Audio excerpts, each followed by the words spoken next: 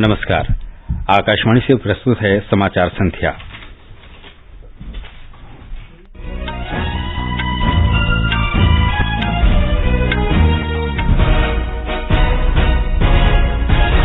प्रधानमंत्री नरेंद्र मोदी ने कहा, मजबूत और जीवंत भारत वैश्विक आर्थिक हालात को स्थिर करने में योगदान दे सकता है।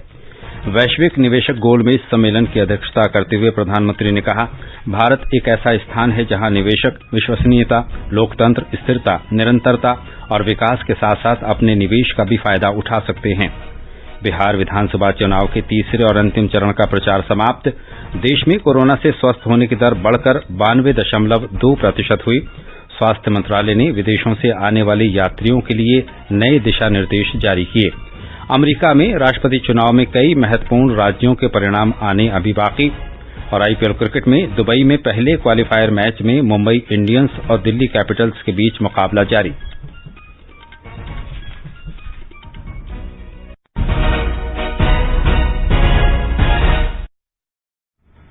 समाचार संध्या में वीरेंद्र कौशिक के साथ मैं अतहर सईद। कोविड-19 महामारी के खिलाफ देश एकजुट होकर लड़ रहा है। आप भी हमारे साथ सुरक्षा और बचाव के 3 आसान एहतियाती उपायों का संकल्प लें। मास्क पहनें, 2 गज दूरी है जरूरी, सुरक्षित दूरी बनाए रखें, हाथ और मुंह साफ रखें। अब समाचार विस्तार से।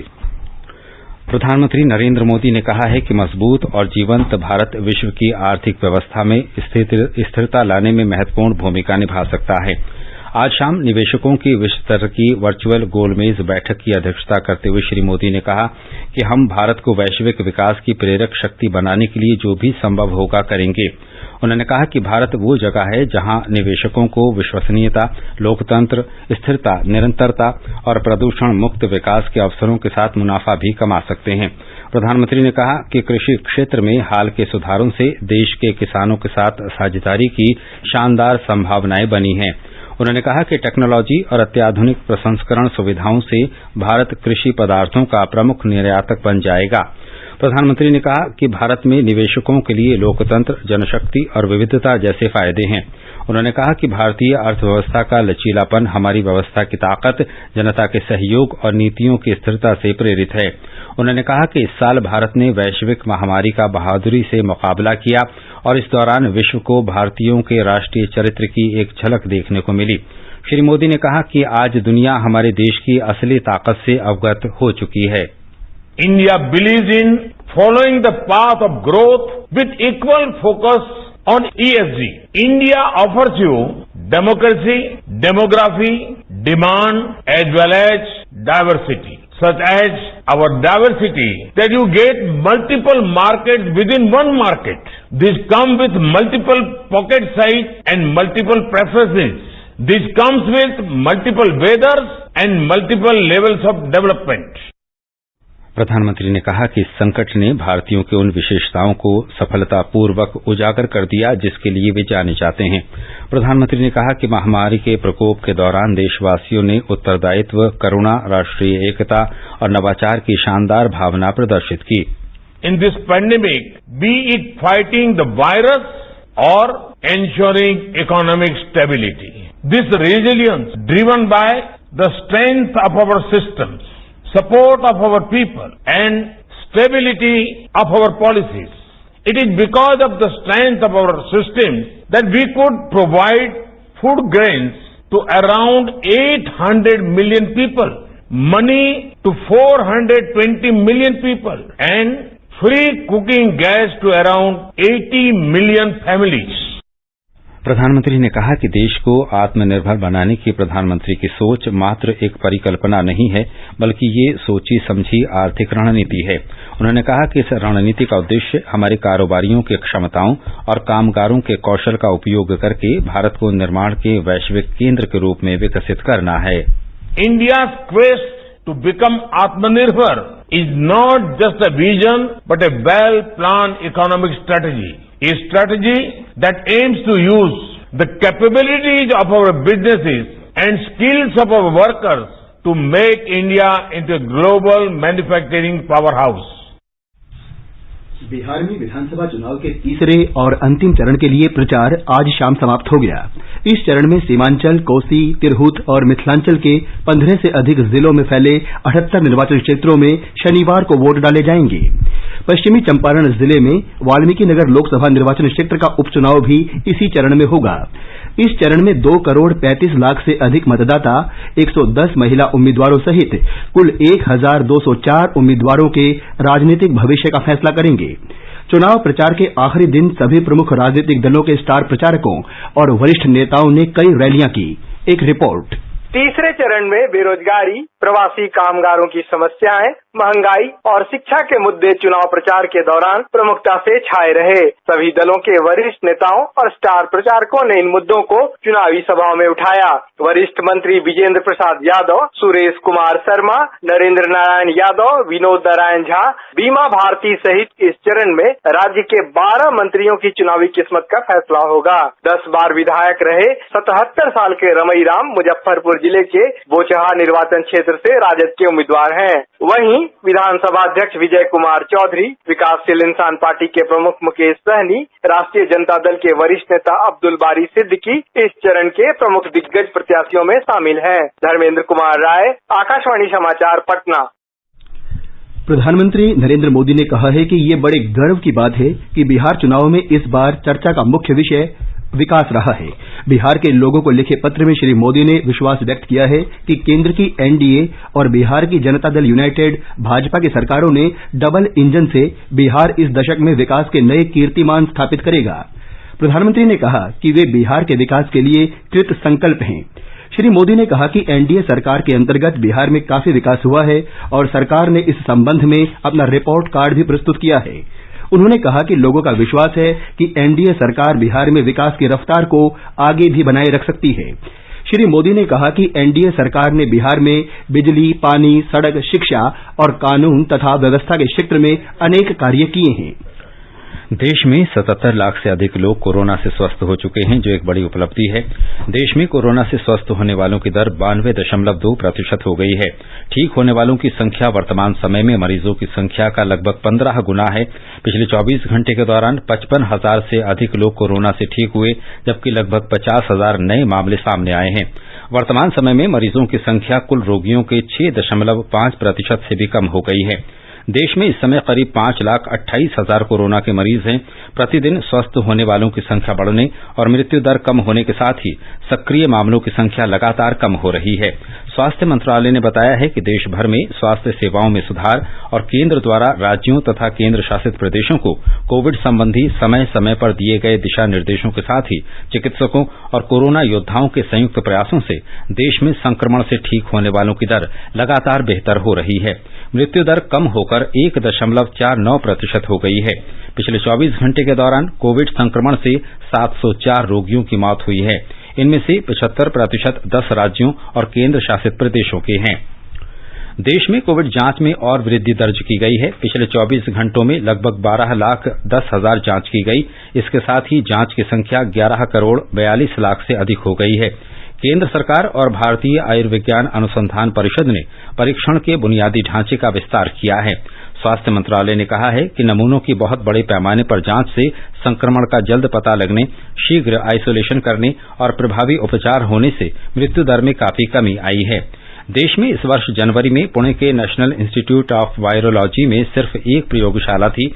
इस समय 2,051 जांच प्रयोगशालाएं हैं। इनमें से 1,134 सरकारी और 917 निजी प्रयोगशालाएं हैं। केंद्रीय स्वास्थ्य मंत्रालय ने कोविड-19 को देखते हुए विदेशों से आने वाले लोगों के लिए नए दिशा निर्देश जारी किए हैं। सभी यात्रियों को निर्धारित यात्रा से कम 72 घंटे पहले संबंधित स्वास्थ्य काउंटर पर पहुंचना होगा या ऑनलाइन पोर्टल www.newdelhiairport.in पर स्व घोषणा पत्र देना होगा। उन्हें संबंधित विमानन कंपनियों के माध्यम से एक स्व घोषणा पत्र देना होगा ताकि उन्हें यात्रा करने की अनुमति मिल सके। वे 14 दिनों के लिए अपने घर पर अलग रहकर या स्वयं की निगरानी के लिए सरकारी निर्देशों का पालन करेंगे। 10 वर्ष या उससे कम उम्र के बच्चे, गर्भवती महिलाएं, परिवार में किसी की मृत्यु, माता पिता की गंभीर बीमारी जैसे कारणों के लिए होम क्वारंटीन की अनुमति दी जा सकती है। नेगेटिव RT-PCR जांच रिपोर्ट देने के साथ ही यात्री होम क्वारंटीन की छूट ले सकते हैं। ये जांच यात्रा शुरू करने से पूर्व 72 घंटे पहले की जानी चाहिए। RT-PCR जांच में नेगेटिव रिपोर्ट के बिना विदेशों से आने वाले यात्री और होम क्वारंटीन से छूट लेने के इच्छुक यात्री हवाई अड्डों पर भी RT-PCR जांच करा सकते हैं। RT-PCR जांच नेगेटिव रिपोर्ट के बिना आने वाले और हवाई अड्डे पर RT-PCR जांच का विकल्प नहीं लेने वाले विदेशों से आए यात्रियों को आवश्यक रूप से 7 दिनों के संस्थागत क्वारंटीन और 7 दिनों के लिए होम क्वारंटीन करना होगा। विदेशों से आने वाले यात्रियों की जांच में कोविड के लक्षण पाए जाने पर इन यात्रियों को शीघ्र ही स्वास्थ्य मानकों के अनुसार चिकित्सा सुविधा दी जाएगी। संबंधित राज्य यात्रियों के आगमन पर होम क्वारंटीन और अतिरिक्त क्वारंटीन के प्रतिबंध लगा सकते हैं। संस्कृति मंत्रालय ने कोविड की रोकथाम के उपायों को ध्यान में रखते हुए संग्रहालयों, कला दीर्घाओं और प्रदर्शनियों को फिर से खोलने के लिए मानक संचालन प्रक्रिया जारी की है। मंत्रालय ने कहा है कि सभी संग्रहालयों, कला दीर्घाओं और प्रदर्शनियों को मंगलवार से फिर से खोलने का फैसला किया गया है। इससे लोग एक बार फिर देश की समृद्ध सांस्कृतिक विरासत को देखने का आनंद उठा सकेंगे। दिशा निर्देशों में संग्रहालयों, कला दीर्घाओं और प्रदर्शनियों में साफ सफाई और टिकट की खरीद के समय दर्शकों तथा कर्मचारियों की सुरक्षा सुनिश्चित करने के लिए दिशा निर्देशों में व्यापक व्यवस्था की गई है। मंत्रालय ने स्पष्ट किया है कि कंटेनमेंट क्षेत्रों के अंतर स्थित संग्रहालयों और कला दीर्घाओं को फिलहाल नहीं खोला जाएगा। राज्य सरकारें और केंद्र शासित प्रदेश प्रशासन स्थिति का आकलन करते हुए सुरक्षा के अतिरिक्त उपाय कर सकते हैं। संग्रहालयों और कला दीर्घाओं में आने वाले दर्शकों को एक दूसरे के साथ संपर्क में आते समय पर्याप्त सुरक्षित दूरी बनाए रखने, मास्क पहनने, हाथ धोने या सैनिटाइज करने और थर्मल स्क्रीनिंग जैसे उपायों पर अमल करना होगा। मंत्रालय ने यह भी कहा है कि कोविड महामारी के प्रकोप से दुनिया भर में संग्रहालयों और कला क्षेत्र की संस्थाओं पर बुरा असर पड़ा है, लेकिन अब स्थिति धीरे धीरे सामान्य होने लगी है और इन संस्थाओं को फिर से खोला जा रहा है। मंत्रालय ने कहा है कि इसे ध्यान में रखते हुए विस्तृत दिशा निर्देश जारी करना जरूरी हो गया था ताकि महामारी के फैलाव को रोका जा सके और संग्रहालयों तथा कला दीर्घाओं में आने वाले कर्मचारियों और दर्शकों की सुरक्षा सुनिश्चित की जा सके। मुंबई में आज Maharashtra state Covid task force और कोविड-19 डेथ ऑडिट कमेटी की बैठक हुई। राज्य के स्वास्थ्य मंत्री राजेश टोपे ने कोरोना मृत्यु दर की मौजूदा स्थिति और कोरोना संक्रमण की संभावित दूसरी लहर की तैयारी की समीक्षा की। बैठक में उपस्थित विशेषज्ञों ने क्षेत्रीय स्तर के प्रशासन को किराना दुकानदारों, दूध विक्रेताओं, सब्जी विक्रेताओं, छोटे और बड़े व्यापारियों, सार्वजनिक परिवहन कर्मचारियों जैसे लोगों जिनका राज्य के सभी लोगों के साथ निरंतर संपर्क होता है, उनके परीक्षण पर ध्यान केंद्रित करने का सुझाव दिया। छोटे शहरों में आईसीयू में डॉक्टरों और नर्सों की कमी को देखते हुए राज्य में डॉक्टरों और परिचारिकाओं के लिए विशेष प्रशिक्षण कार्यक्रम का आयोजन किया जाएगा। निवेदिता, आकाशवाणी समाचार, मुंबई। आगामी त्योहारों और सर्दी के मौसम को देखते हुए कर्नाटक के स्वास्थ्य और चिकित्सा शिक्षा मंत्री डॉक्टर के सुधाकर ने आज बेंगलुरु में कोविड तकनीकी सलाहकार समिति की बैठक ली। बाद में पत्रकारों से बात करते हुए उन्होंने कहा कि कोविड से ठीक हुए परंतु अन्य बीमारियों से ग्रसित लोगों के लिए हर जिला अस्पताल में पोस्ट कोविड सेंटर और पुनर्वास केंद्र बनाए जाएंगे। एक रिपोर्ट। डॉक्टर सुधाकर जी ने जानकारी दी है कि कोविड से ठीक होकर घर गए लोगों में से 5% लोगों को फिर से संक्रमण होने का अनुमान है। इस कारण कोविड चिकित्सा केंद्र और रिहैबिलिटेशन सेंटर्स खोलने का निर्णय लिया गया है। राज्य सरकार ने दीपावली के संदर्भ में नियम जारी किए हैं। पटाखे बेचने वालों के लिए अनुमति लेना अनिवार्य है। सामाजिक अंतर बनाए रखने की जिम्मेदारी दुकानदारों को दी गई है। सैनिटाइजर्स की व्यवस्था करने को भी कहा गया है। नगर पालिका ने अपने मार्शल्स को मार्केट्स के पास तैनात कर दिया है जो मास्क न पहनने वालों के खिलाफ एक्शन ले रहे हैं। सुधींद्र, आकाशवाणी समाचार, बेंगलुरु। आकाशवाणी का समाचार सेवा प्रभाग आज अपने फोन इन कार्यक्रम में कोविड-19 पर विशेष परिचर्चा प्रसारित करेगा। ये कार्यक्रम आज रात 9:30 बजे से FM गोल्ड और अतिरिक्त मीटरों पर सुना जा सकता है। Public health foundation of India के अध्यक्ष डॉक्टर के श्रीनाथ रेड्डी चर्चा में भाग लेंगे। श्रोता हमारे टोल फ्री नंबर 1800-115767 और लैंडलाइन नंबर 0112331444 पर फोन करके विशेषज्ञ से सीधे सवाल पूछ सकते हैं। Twitter handle @AIR News Alerts पर #AskAIR के जरिए भी सवाल पूछ सकते हैं। ये कार्यक्रम हमारी वेबसाइट newsonair.com और हमारे YouTube channel news on AIR official पर भी उपलब्ध रहेगा। Mobile app news on AIR से भी अपडेट लिए जा सकते हैं। ये समाचार आकाशवाणी से प्रसारित किए जा रहे हैं। ताज़ा समाचार जानने के लिए आप हमारे Twitter handle @AIR News Hindi को फॉलो कर सकते हैं। लो राधा, बारिश से बचने के लिए छाता तो मैं ले आई। डेंगू और चिकनगुनिया से बचने का उपाय वो कौन करेगा? ये तो किसी ने बताया ही नहीं। मैं बताती हूँ। पानी से भरी टंकियों और बर्तनों को अच्छी तरह ढक कर रखें। हर सप्ताह कूलर को खाली करके सुखाकर दोबारा भरें। घर व आसपास टूटे बर्तन, डिब्बे, टायर इत्यादि में पानी जमा न होने दें। मच्छरों के काटने से बचने के लिए कॉइल, क्रीम, मशीन आदि का प्रयोग करें। डेंगू के मच्छर दिन में काटते हैं, इसलिए पूरे शरीर को ढकने वाले कपड़े पहने। बुखार हो तो डॉक्टर की सलाह ले। समझ गयी? हाँ, समझ गयी। और अब दूसरों को भी बताऊंगी। ये कुछ आसान उपाय अपनाएं, डेंगू चिकनगुनिया को दूर भगाएं। स्वास्थ्य एवं परिवार कल्याण मंत्रालय, भारत सरकार द्वारा जनहित में जारी। ये आकाशवाणी है। आगे बढ़ने से पहले मुख्य समाचारों पर एक नजर। प्रधानमंत्री नरेंद्र मोदी ने कहा, मजबूत और जीवंत भारत वैश्विक आर्थिक हालात को स्थिर करने में योगदान दे सकता है। वैश्विक निवेशक गोलमेज सम्मेलन की अध्यक्षता करते हुए प्रधानमंत्री ने कहा, भारत एक ऐसा स्थान है जहां निवेशक विश्वसनीयता, लोकतंत्र, स्थिरता, निरंतरता और विकास के साथ साथ अपने निवेश का भी फायदा उठा सकते हैं। बिहार विधानसभा चुनाव के तीसरे और अंतिम चरण का प्रचार समाप्त। देश में कोरोना से स्वस्थ होने की दर बढ़कर 92.2% हुई। स्वास्थ्य मंत्रालय ने विदेशों से आने वाले यात्रियों के लिए नए दिशा निर्देश जारी किए। अमेरिका में राष्ट्रपति चुनाव के कई महत्वपूर्ण राज्यों के परिणाम आने अभी बाकी और IPL क्रिकेट में दुबई से पहले क्वालीफायर मैच में मुंबई इंडियंस और दिल्ली कैपिटल्स के बीच मुकाबला जारी। केंद्रीय गृह मंत्री अमित शाह ने आज दावा किया कि भाजपा पश्चिम बंगाल में 2/3 बहुमत से अगली सरकार का गठन करेगी, क्योंकि राज्य में 2021 में होने वाले विधानसभा चुनाव में सत्ता परिवर्तन अवश्यंभावी है। पश्चिम बंगाल के बांकुड़ा जिले में पोआ बागान में महान क्रांतिकारी बिरसा मुंडा की प्रतिमा पर माल्यार्पण के बाद श्री शाह ने कहा कि उन्होंने लोगों में भाजपा के प्रति स्वीकृति का जो भाव देखा, उससे बंगाल में बदलाव होना तय लगता है। उन्होंने कहा कि ममता बनर्जी के नेतृत्व वाली वर्तमान सरकार का पतन दिखाई देने लगा है। श्री नरेंद्र मोदी के नेतृत्व में भाजपा पश्चिम बंगाल को सोनार बांग्ला बनाकर रहेगी। श्री अमित शाह ने यह भी कहा कि ममता बनर्जी गरीबों के लिए बनाई गई केंद्र सरकार की सभी योजनाओं के अमल में रोड़े अटका रही है।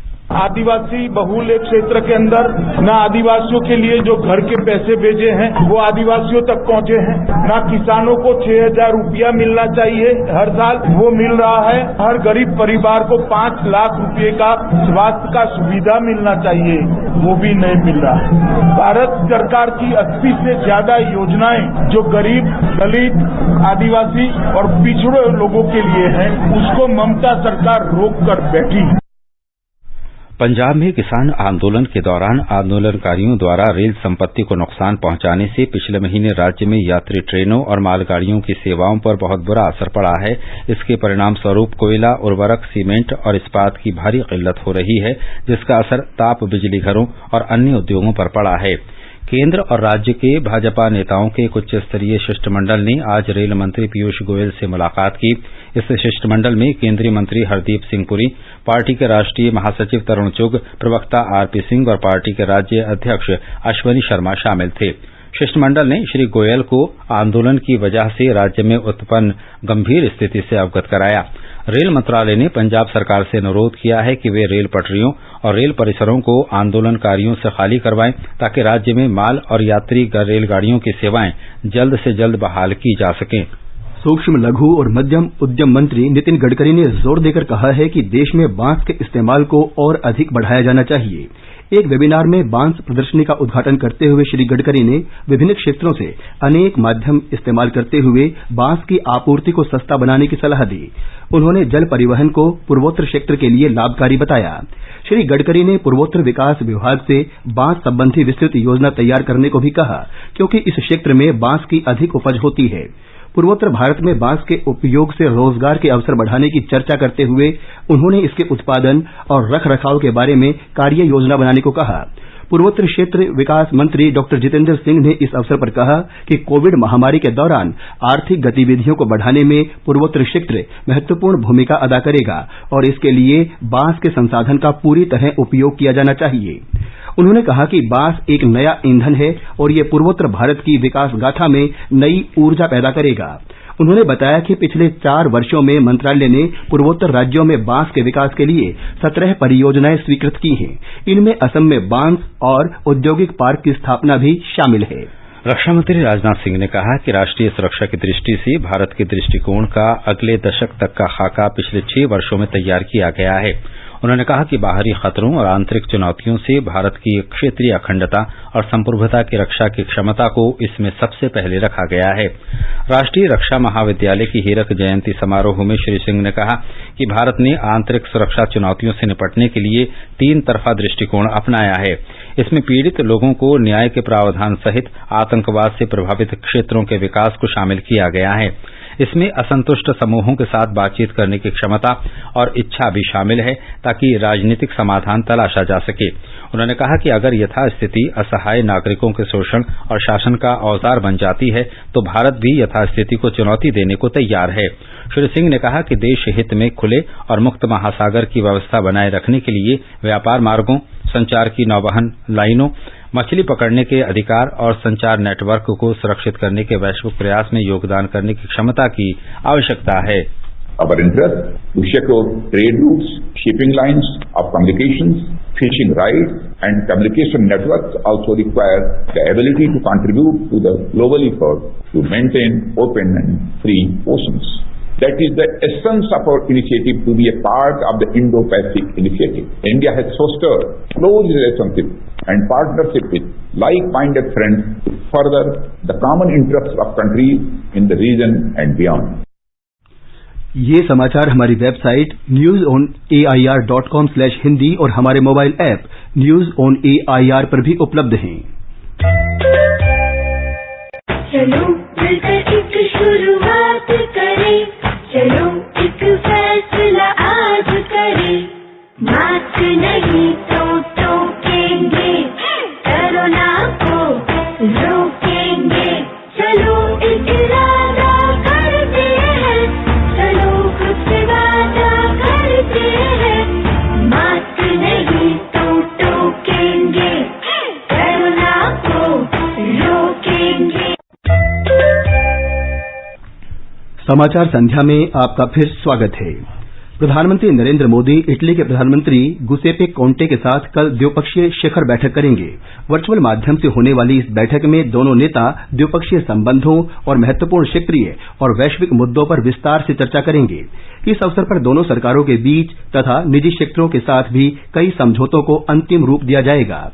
भारत और इटली के बीच गहरे ऐतिहासिक रिश्ते हैं और दोनों देश लोकतांत्रिक मूल्यों, कानून के राज और अंतर्राष्ट्रीय स्थायी शांति और स्थायित्व के साझा लक्ष्यों के विश्वास रखते हैं। जर्मनी, बेल्जियम, इंग्लैंड और फ्रांस के बाद इटली भारत का यूरोपीय संघ का 5वां व्यापारिक साझेदार है। प्रधानमंत्री नरेंद्र मोदी ने जॉन पोम्बे मागुफुली को तंजानिया के राष्ट्रपति के रूप में शपथ लेने पर बधाई दी है। श्री मोदी ने कहा कि वो दोनों देशों के बीच जारी मित्रता के लंबे इतिहास को और मजबूत बनता देखना चाहते हैं। भारत ने गुरुद्वारा करतारपुर साहिब के प्रबंधन और रखरखाव की जिम्मेदारी सिख समुदाय द्वारा संचालित संस्था से लेकर गैर सिख समुदाय के निकाय को सौंपने के पाकिस्तान सरकार के फैसले की आलोचना की है। विदेश मंत्रालय के बयान में कहा गया है कि ऐसी खबरें हैं कि पाकिस्तान में गुरुद्वारा करतारपुर साहिब के प्रबंधन और रखरखाव को प्रशासनिक नियंत्रण वहां की सिख गुरुद्वारा प्रबंधक कमेटी से वापस लेकर गैर सिख निकाय एवाकुई ट्रस्ट प्रॉपर्टी बोर्ड को सौंपा जा रहा है। मंत्रालय ने कहा है कि पाकिस्तान का ये एक तरफा फैसला करतारपुर साहिब कॉरिडोर और सिख समुदाय की धार्मिक भावनाओं के प्रतिकूल है। सिख समुदाय ने पाकिस्तान के इस फैसले पर चिंता व्यक्त करते हुए विदेश मंत्रालय को लिखा है।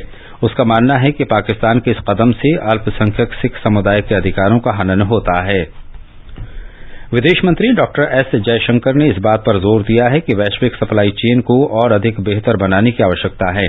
पहले भारत नार्डिक बाल्टिक सम्मेलन में डॉक्टर जयशंकर ने कहा कि भारत इन देशों के साथ स्वच्छ, बेहतर, डिजिटल और नवोन्मेषी भविष्य के लिए काम करता रहेगा। उन्होंने कहा कि हमारी सहभागिता से महत्वपूर्ण परिवर्तन आएगा। डॉक्टर जयशंकर ने कहा कि स्कैंडिनेविया और बाल्टिक देशों के साथ भारत के हित साझा हैं और वैश्विक चुनौतियों और अवसरों के लिए हमारे दृष्टिकोण भी समान हैं। उन्होंने कहा कि वैश्विक महामारी से मिले सबक से हमें विश्व की भलाई के लिए और अधिक समर्पण के साथ काम करने की प्रेरणा मिली है। संयुक्त राष्ट्र औद्योगिक विकास संगठन यूनिडो भारत की राष्ट्रीय नीतियों, प्राथमिकताओं और विकास संबंधी रणनीतियों के साथ पूरा तालमेल करते हुए अपने कार्यक्रमों को लागू करने में सरकार के साथ घनिष्ठ सहयोग कर रहा है। यूनिडो का नई दिल्ली स्थित क्षेत्रीय कार्यालय भारत में समावेशी और निरंतर औद्योगिक विकास के लक्ष्य को बढ़ावा देने वाले केंद्र बिंदु के रूप में कार्य करता है। आकाशवाणी समाचार के साथ बातचीत में नई दिल्ली में यूनिडो के प्रतिनिधि वान बर्केल कॉर्नेलियस ने कहा कि आर्थिक विकास की क्षेत्रीय क्लस्टर अवधारणा की भारत की सफलता में महत्वपूर्ण भूमिका रही है। The regional cluster concept involves the collaboration between producers, so micro and small producers in a limited geography, in a village, in a cluster, to work together on manufacturing and marketing of a selected set of products. So it might be man-made textile, could be bamboo products, or it could be other leather goods, for example. And this has been a proven concept globally and remains very much valid and effective over the past decades. एक अन्य प्रश्न के उत्तर में उन्होंने कहा कि भारत ऊर्जा के क्षेत्र में नई नई खोजों के साथ बहुत अच्छा कार्य कर रहा है। I think that India is very diverse, of course, and very large. So one can see leaders far ahead and doing very innovative things on energy environment. We still see a lot of scope for what UNIDO is now referring to as this resource efficiency and cleaner production approach, where we say we have to maximize product value creation from each unit of material, water unit of energy that we use. And if we do that, we have so less waste that goes into the environment, less pollution.